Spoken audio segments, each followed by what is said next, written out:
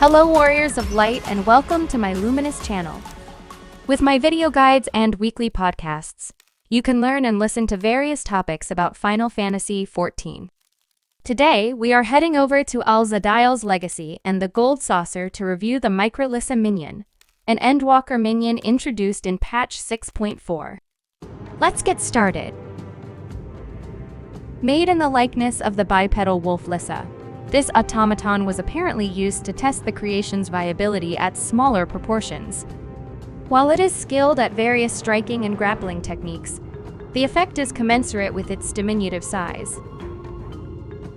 In Endwalker, Lyssa is an ice-type bipedal wolf boss found in the level 87 dungeon called the ffxiv Hyperborea.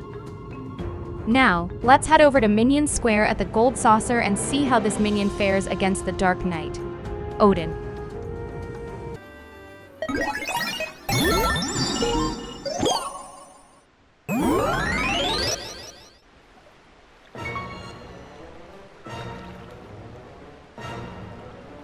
So, for new viewers, I will give an explanation of the user interface and important items and areas on the battlefield. This explanation will be more in-depth than episode 53. So, let's start with our Arcana Stones. Each stone has a set amount of hit points, and each will shatter if the total number of hit points reaches 0. We have 3 on the battlefield, and if all 3 stones are shattered by Odin, we lose the battle. This red gauge here indicates the health of Odin. If it reaches 0, we win our battle. This blue gauge here with 3 Arcana crystals is our health gauge. If all 3 crystals are destroyed, we lose our battle. And this is our timer. This timer will start at 20 seconds and give us time to set up our minions for battle, and then it will reset to 10 minutes. Next, I will talk about our shields. Shields add defensive strength to the Arcana Stones and will slow down Odin's attack in our battle. Next, we have our minion and gate indicator here. This indicator shows which minions are being summoned to each gate. For this battle, we are only using Gate B and we see already 2 Mikra Lyssa Minions added to that gate. So, here, we have our strength and weakness indicator. Monsters are strong against critters. Critters are strong against puppets. Puppets are strong against monsters. Also, gadget-type minions are neither strong nor weak against any type. Our Mikra Lyssa is a monster-type minion, so it is strong against critters. Next, we have our search eyes. Search eyes reveal the other player's minions on the battlefield and minimap. Next, I will talk about these blue square areas called gates. The one shown here is Gate B, where our Mikra Lyssa minions will be summoned. Next, this part of the user interface shows what minions can be added to this battle. Since we are only reviewing the Mikra Lyssa minion, I have only loaded this minion to the hotbar. Mikra Lyssa has 2-star speed and is effective against gates.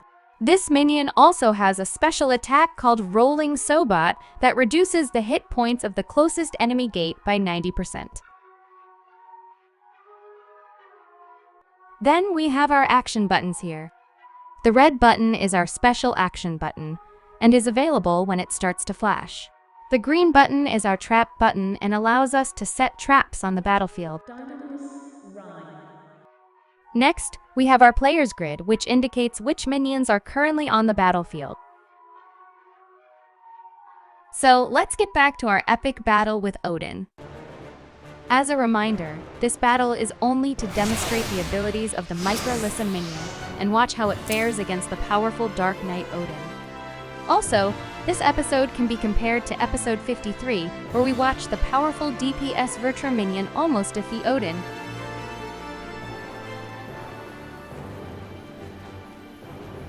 As a quick reminder, pressing up or down on the directional pad quickly moves our hand cursor to the minion hotbar and action buttons. The left thumbstick moves both the camera and green crystal indicator on the battlefield, and the right thumbstick moves our camera around our green crystal indicator. If players just want to move the indicator without the camera moving, you can press the right shoulder button and move the left thumbstick. For this video, I will only be using the triangle or Y button in selecting our group of minions and the A button or X button to place them near Odin.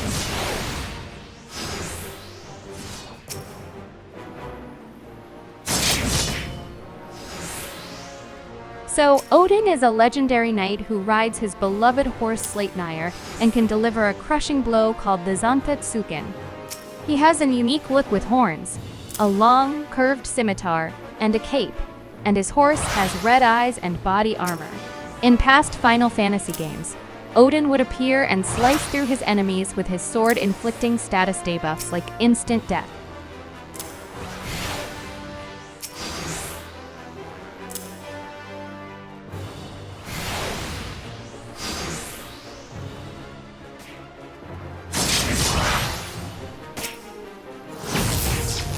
So far, our minion is not very fast and has shown to be a true support minion. Its special ability is no use for this fight because we are only fighting Odin without any gates.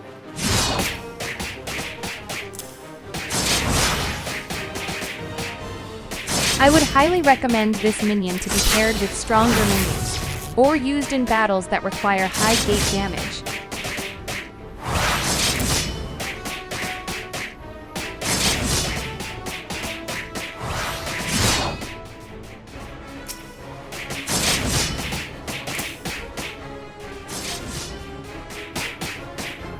So, what I do like about these minions is that they are single target attack minions and are laser focused on Odin. Also, with each minion having 500 hit points and a 55-point defense stat, these minions seem resilient against Odin's initial attacks.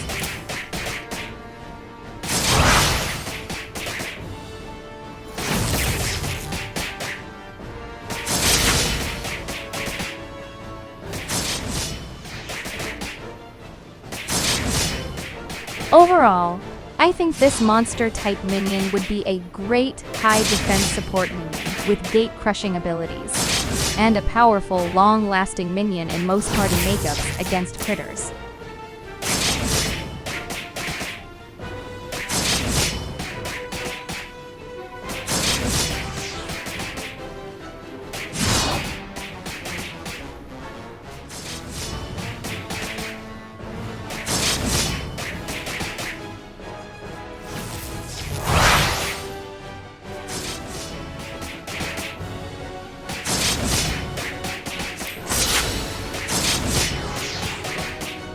So, going back to Odin.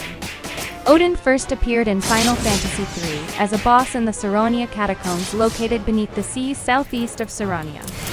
After defeating him, players would obtain the Catastro spell and summon Odin to their side.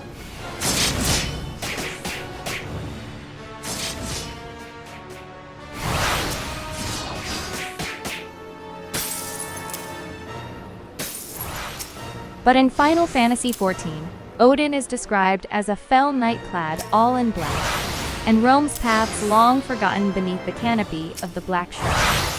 There are none alive now who know the truth of when or by whom this elder primal was first summoned onto the source.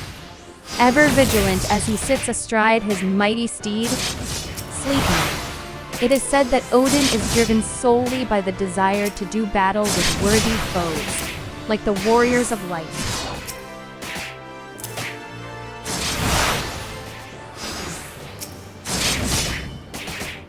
Also, Odin is one of the most unique primals on the source. His essence is contained not within the land itself, but within his sword, Zantetsuken.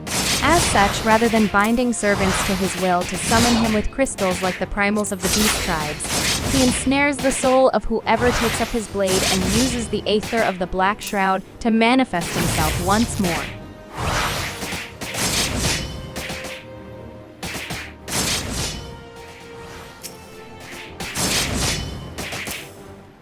In addition to fighting Odin here, players can also fight against him in the trial titled Earth's Fount. And he appears around any of the 4 shrouds around Gridania during a sudden change in weather called tension, when the skies darken and motes of light start floating into the air.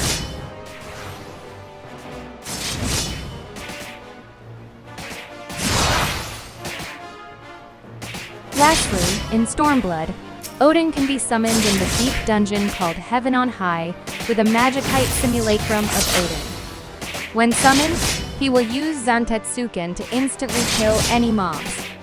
Also, what makes this primal more powerful than the others in Heaven on High is that Odin is capable of instantly killing every boss in that deep dungeon.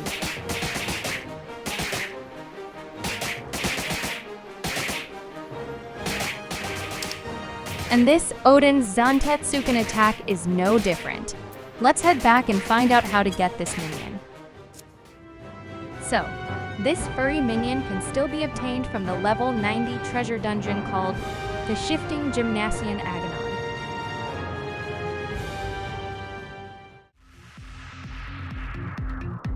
If you enjoyed watching this video or want to learn other Final Fantasy XIV content, you can view my other playlists by clicking the links here.